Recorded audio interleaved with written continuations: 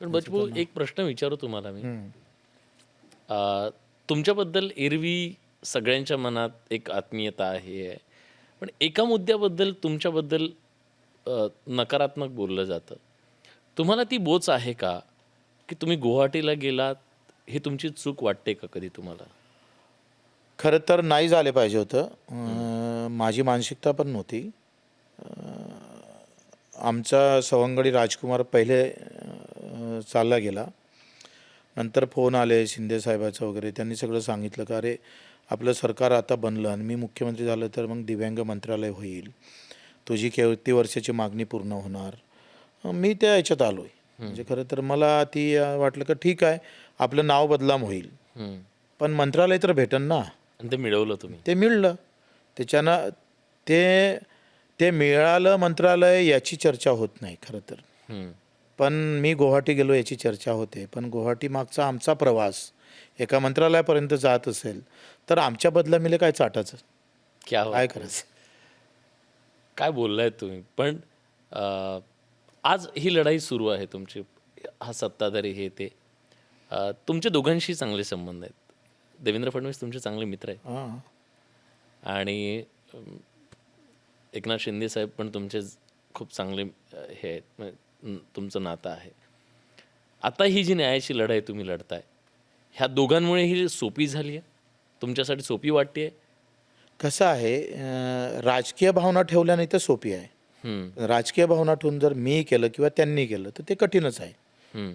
पहिली गोष्ट तर मी राजकीय भावना ठेवून केलं नाही पाहिजे. मी देवेंद्र फडणवीसांना एक मेसेज केला होता का तुम्ही आम्हाला महत्त्व द्या नका देऊ, श्रेय द्या नका देऊ, पण मागण्या पूर्ण करा. मी मिटिंग लावायची गरज नाही. मग नको श्रेयाची लढाई. टेक्स्ट मेसेज करून पाठवला होता मी त्यांना. त्यांचा त्यांच्यावर रिप्लाय नाही आला. पण माझं असं म्हणणं का काही गोष्टी हे आशीर्वादासाठी केल्या पाहिजे.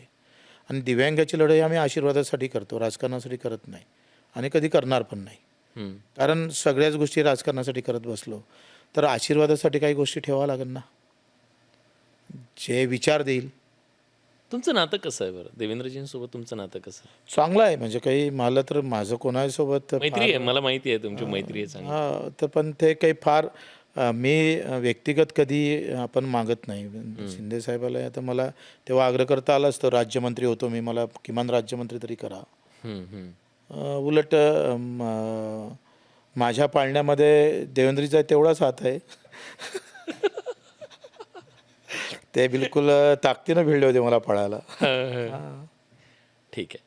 पण आज जी तुम्ही लढाई लढताय, ह्या लढाईमध्ये तुमच्या कुटुंबाची तुम्हाला खूप साथ आहे. पण पुढची ही लढाई लढत असताना तुम्हाला काय चॅलेंजेस वाटत आहेत?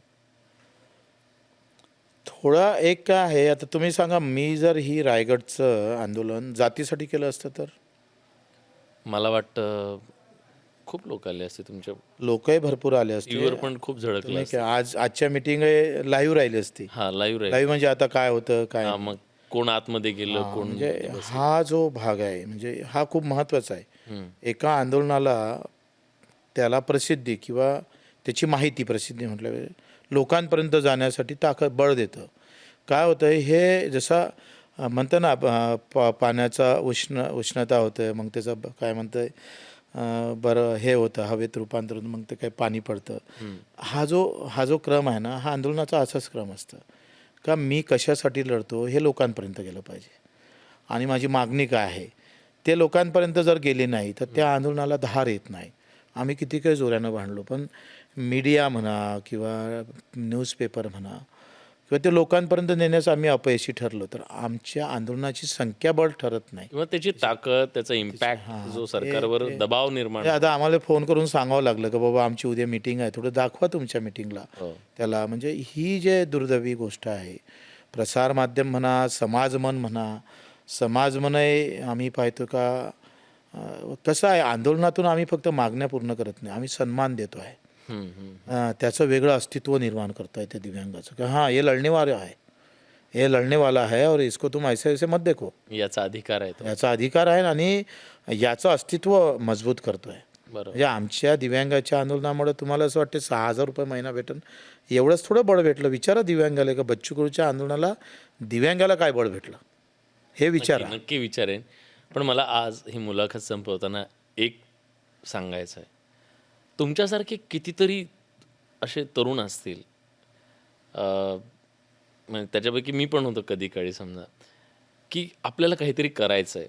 मग राजकारणात, समाजकारणात, वेगवेगळ्या क्षेत्रामध्ये जाऊन ती धडपडतायत मुलं, काहीतरी करतायत. कार्यकर्ता म्हणून असतील, कुठे वेगवेगळ्या क्षेत्रात. त्यांच्यासाठी तुम्ही काय मेसेज द्याल? मला असं वाटतं का पहिले डोक्यात सेवाभाव ठेवली पाहिजे. प्रचंड सेवा असली पाहिजे. राष्ट्रसेवा असली पाहिजे. धर्मसेवा असू दे, जातीची असू दे, समाजाची असू दे, गावाची असू दे किंवा भाषेची असू दे, पण ते राष्ट्रसेवेपेक्षा वरते नसावी. राष्ट्रसेवा ही आमची अंतिम सेवा असली पाहिजे. मग राष्ट्रसेवेत आम्ही काय केलं म्हणजे राष्ट्रसेवा घडेल हे पाहणं फार महत्त्वाचं आहे. दुःखी असणारा शेतकरी असेल, त्याची लूट असणारा शेतकरी असेल, दुःखी असणारा दिव्यांग असेल. मी गणपती उत्सव करत असेल तरी त्याच्यात मी 2 अनाथांना दत्तक घेऊ शकतो का? दुर्गादेवी करत असेल तर 2 विधवा भगिनींना मी दत्तक घेतो का? जिवंत मूर्तीच्या दुर्गादेवीत पाहताना आम्ही जिवंत दुर्गादेवीच्या आमच्या भगिनी आहे, त्याच्या आयुष्यात आम्ही काही वाटेकरी होऊ शकतो का? आखरी या सगळ्या गोष्टीकडे पाहणं फार महत्त्वाचं आहे. आणि आज जी अवस्था आहे ही जातीय विषमता मुळात संपलेली आहे, ती नाहीच आहे. आर्थिक विषमतेचं एक नवीन भूत येत आहे.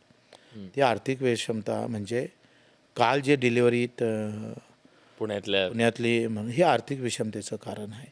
शैक्षणिक विषमता आली, आरोग्याच्या सेवेची विषमता आली, भावाची म्हणजे तुम्ही सांगा मी डाळ करतो म्हणजे मी तूर घेतली आणि डाळ केली तर उद्योगपतीच्या हाती गेल्याबरोबर तिचे भाव असे जातात. आणि मी पिकवतो, शेतकरी विकतो तर त्याचे भाव खाली पडलेले असतं. या विषमतेच्या विरोधात लढणारी युवकांची गरज आहे. धार्मिक लढाईमध्ये तुम्हाला खूप व्यवस्थित वाटेल. भगवा दुपट्टा, हिरवा, निळा, मी धर्मवीर. पण याच्यामध्ये तुम्हाला मारावं लागेल कोणाच्या विरोधात बोलावं लागेल. पण सेवावीर व्हायला किंवा राष्ट्रवीर व्हायला धमक लागतं. कारण वाचवायला कठीण आहे, मारणं सोपं आहे. एक पतीसुद्धा एका बायकोला शेणात पेटून देतं, पण जे पेटलेल्या महिलेला वाचवासाठी आयुष्य चाललं जातं, पण वाचवणं कठीण जातं. म्हणून मला वाटते मारणारे वीर होण्यापेक्षा जिवंत म्हणजे वाचवणारे वीर व्हा, ह्याच अपेक्षा युवकांकडून.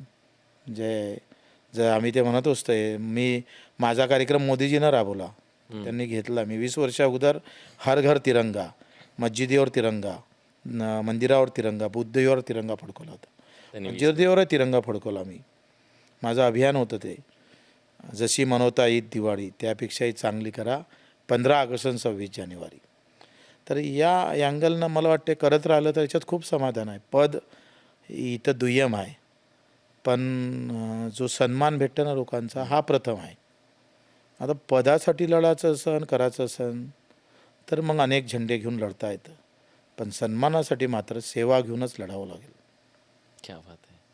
फक्त एक प्रश्न राहिला, मला मुलाखत इथंच थांबवायची आहे, पण एक प्रश्न राहिला. भाजप भल्याभल्यांना ऑफर देतं, तुम्हाला कधी काय ऑफर दिली पक्षात येण्याबद्दल? मला कसं घेणार आहे, मी मुळातच बंडखोर ना. बंडखोर वृत्तीला कोणी पक्षात घेऊन पाहतं का? त्यांना माहिती आहे हा त्रासदायकच आहे कुठेही राहिला तरी. आणि आपलंच सरकार आपल्याला पडवेल जाऊन अधिकार. आता हे विधान परिषद होती, मला आग्रह धरत होते, मी म्हटलं तर दिली असती कदाचित, पण मला ते नाही, मला नाही वाच. मी कुठल्याही राजकीय पक्षाच्या आधारावर कुठलंही पद आयुष्यात म्हणजे माझी आहे मजबूती तरच. नक्कीच माझी गरज त्यांना आणि त्या गरजेतून मी घेईन, पण माझ्या गरजेपोटी नाही, ते शक्य नाही. आम्ही तसं राहू. आमदारकी हा बच्चू कडूसाठी फार मोठी गोष्ट नाही आहे. बच्चू कडू आमदारकीपेक्षा 10 पटीनं मोठं नाव आहे. बरोबर. खूप खूप धन्यवाद बच्चू भाऊ. धन्यवाद. खरं तर तुम्ही जे लढताय त्या लढाईमध्ये माध्यम म्हणून आमचा खारीचा वाटा, किमान तुमचं काम लोकांपर्यंत पोहोचवण्यापुरता तरी असावा, हाच या पॉडकास्टमधला, या मुलाखतीमागचा उद्देश होता. सगळंच राजकारणात दलदलीत आहे आणि या दलदलीत काहीच चांगलं नाही आहे असं नाही आहे. इथं सुद्धा आज ही व्यवस्था बदलण्यासाठी अनेक माणसं आपल्या आयुष्याची होळी करून घेत आहेत आणि दीपस्तंभ म्हणून इतरांसाठी उभे आहेत, हे सांगण्याचा हा उद्देश होता. आज या मुलाखतीसाठी आपण वेळात वेळ काढलात, खूप काही गोष्टी पहिल्यांदा सांगितल्यात, त्याबद्दल तुमचे मनापासून आभार आणि तुम्हाला खूप शुभेच्छा. आम्ही तुमच्यासोबत आहोत. ठीक ठीक, धन्यवाद. आपले पण आभार. थँक्यू.